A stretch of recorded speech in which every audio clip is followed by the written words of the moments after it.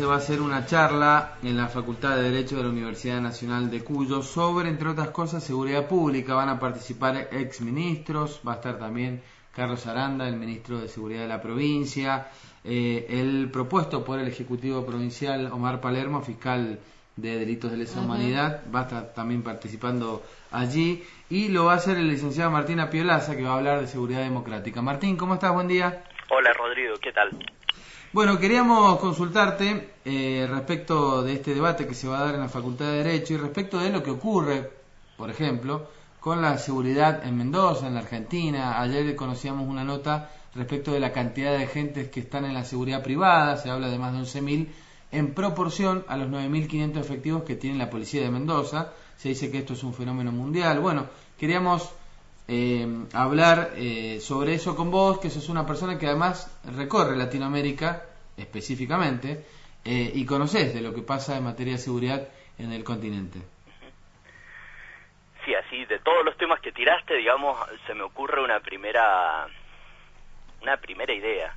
Me parece que hay como dos tiempos y dos modelos de seguridad que se están debatiendo, que se están discutiendo y que de alguna manera van naciendo uno superando al otro. Y que tiene que ver, digamos, no podemos pensar la seguridad separado de la cuestión económica y social.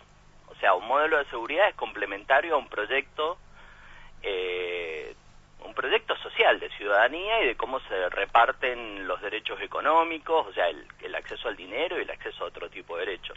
Entonces hay como una lógica más conservadora, más tradicional, que tiene que ver más con un momento neoliberal donde el Estado o cedía en las corporaciones, ya sea las policías o las policías militarizadas, y esto tiene que ver con, digamos, en los años 60 y 70 con las policías que generaron las doctrinas de seguridad nacional, o la remilitarización, Colombia, México, Guatemala, por ejemplo, ¿no? Y una idea también de que la sociedad se debe hacer cargo y la empresa privada de muchos aspectos de la seguridad. Y otra dimensión que tiene más que ver con el Cono Sur y con políticas más progresistas, donde cuando el Estado avanza en derechos y avanza en la construcción de ciudadanía, el rol de las policías y el rol de la política de seguridad tiende a replegarse. Y esto le devuelve a las policías, digamos, sus facultades más específicas de combatir ciertas formas de criminalidad. Especialmente el crimen más estructurado, el crimen organizado y el crimen que tiene, digamos, altos niveles de rentabilidad y que exige mucha especialización. Son como dos conceptos que digamos, están discutiendo. La militarización de la sociedad o la remilitarización de la sociedad o la construcción de policías específicas, en modelos de seguridad democrática, donde el Estado no debe ser el gran represor, sino debe ser el constructor de ciudadanía y las fuerzas de seguridad y las políticas de seguridad focalizarse sobre los problemas que afectan las posibilidades de desarrollo de esa sociedad. Yo veo esas dos tendencias, ¿no?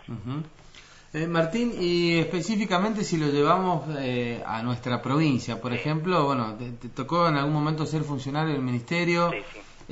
¿Sabés cómo funciona, cuál es la lógica también, por ejemplo, de una corporación como la Policía de Mendoza? A veces a mí me queda la sensación de que cambian los gobiernos, cambian las políticas, cambian las gestiones, cambian los nombres, pero hay una permanencia y una lógica de funcionamiento dentro de la policía que es estructural y que es muy difícil de cambiar y que se repite cada cierto tiempo, por ejemplo, con los casos de gatillo fácil, con los abusos policiales.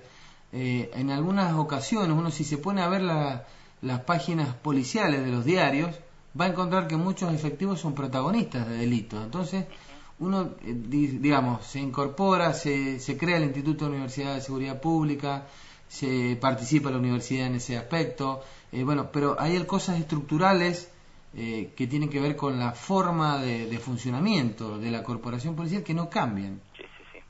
Sí, mira, cada proceso es diferente, ¿no? En el caso de Mendoza, acordemos, ¿no? Aquí hubo una revuelta policial, una sublevación policial con policías armados, reclamando facultades excepcionales, o sea que una situación de excepción por fuera de la ley, ante un caso de violencia, donde poquito tiempo antes, para que recordemos lo que había pasado y la crisis institucional en la que se había visto sometida la policía de Mendoza, el gobernador de entonces, Arturo Lafalla, en un acto que a mí me parece inédito y muy rescatable, se tuvo que constituir en fiscal para averiguar y conseguir información ante el encubrimiento de unos funcionarios policiales del homicidio del caso Bordón.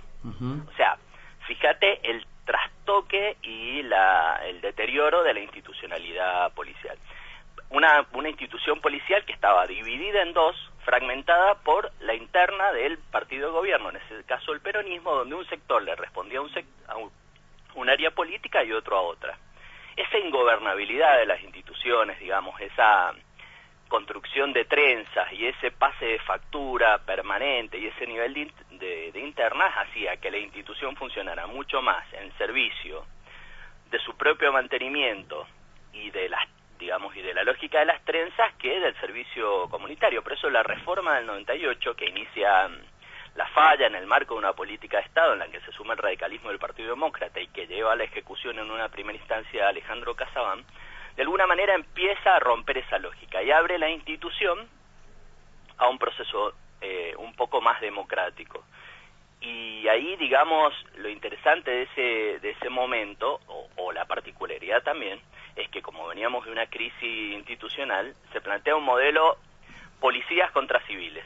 Y de alguna manera la dificultad que ha tenido esto fue salir de ese modelo, porque el deterioro y casi la desaparición del Estado argentino y del mendocino también con la crisis del 2001 debilitó mucho las posibilidades de continuar esta y otras reformas estructurales. Entonces lo que ha habido notablemente y evidentemente es un retroceso y un volver a los modelos de autogobierno policial, de autonomía policial, en que las instituciones definen sus objetivos, cómo los aplican, y por lo tanto, digamos, el proceso del gobierno político de la seguridad se ha visto un poco menguado. No, entonces digo, esto es de alguna manera ese reflujo de cultura institucional que vos, me parece, ¿no? Que vos estás planteando, Rodrigo. Ahora, los temas siguen siendo lo mismo. A ver, instituciones militarizadas, porque así se reconfiguraron en los años 60 y 70, en el marco de la lucha contra el enemigo subversivo que quería alterar el orden interno, en el que se subordinaron las policías al mando militar y se las estructuraron como equivalentes de las figuras policiales. No son instituciones aptas en su configuración para enfrentar otro tipo de conflictos. ¿Cuáles son? El pequeño delito, pero el pequeño delito que aparece como parte de una estructura mayor de los mercados ilícitos. El que roba un auto por 500 pesos, el pibe que roba un auto por 500 pesos, no es el que maneja el desarmadero, la venta de piezas o el tráfico del auto a otras provincias o otros países. Entonces, esos viejos sistemas tienen más facilidad para perseguir a ese pequeño delito y de última para regularlo, para decir, bueno, mirá, mantengamos cierto equilibrio y no mucho lío, porque si no me cortan la cabeza, y no para ir a la estructura profunda, ¿no? Entonces, en este sentido, se ha empezado a dar en la Argentina en los últimos 10 años, y con más fuerza en los últimos 4 o 5 años, una reflexión y una construcción de un modelo de seguridad diferente. Martín, acá Julio Simonente quería hacer una consulta también que está compartiendo la mesa con nosotros. Sí, con gusto. Hola, Julio. ¿Cómo estás, Martín? Bien, sí. Mira, tiene que ver con lo que está ocurriendo en la provincia de Santa Fe a los efectos de conocer tu opinión, que estás en el tema. ¿Te parece que se debe a algo en particular, más allá de lo político partidario, este diferendo que se parece ahondarse entre la provincia de Santa Fe y el gobierno nacional en torno a la investigación de la influencia que puede tener el narcotráfico en la conducción de la policía provincial? Mira, a ver, hay un punto claro y muy fuera de discusión. La policía de Santa Fe, como las otras dos policías más grandes de la Argentina, Buenos Aires y Córdoba, han estado marcadas y cruzadas por el tema del narcotráfico. La cuestión aquí, y que me parece que es el planteo de fondo, es, bueno, ¿en qué manera y con qué uno genera una transformación cultural y estructural de estas policías? Yo creo que hoy la discusión que tiene como, digamos, a los dos voceros, a Rossi y al gobernador Bonfatti, es, bueno, a ver, ¿qué hacemos con esto y cómo lo hacemos? Conocemos de política y sabemos que una cosa es, digamos, la declaración pública de micrófono y otra es los puentes que se van tendiendo y los consensos en que se van tendiendo. Y en este sentido, la política que ha venido desarrollando el Ministerio de Seguridad de la Nación en términos de modernizar las estructuras policiales, o al menos lo ha intentado con marchas y contramarchas, tiene mucho que ver con lo que se está diciendo en Santa Fe en este momento. Entonces me parece que ha sido una gran oportunidad de repensar esa estructura y de avanzar hacia un modelo de modernización institucional, adecuar esa estructura hacia otro tipo de modelos. Pero mira, esto no está pasando solo en Catamarca, en Santa Fe. Digo, el gobernador Capitanich, en el Chaco, acaba de hacer una profunda reforma del sistema de seguridad pública. Profunda. Bajo los preceptos que, si uno quiere rastrear en el tiempo, tienen las reformas de Arlanián y las reformas de Mendoza en su momento, que es gobierno político de la seguridad. Las cuestiones técnicas administrativas y la definición de la política la toman los funcionarios electos democráticamente. El control del funcionamiento de las instituciones debe ser un control parlamentario.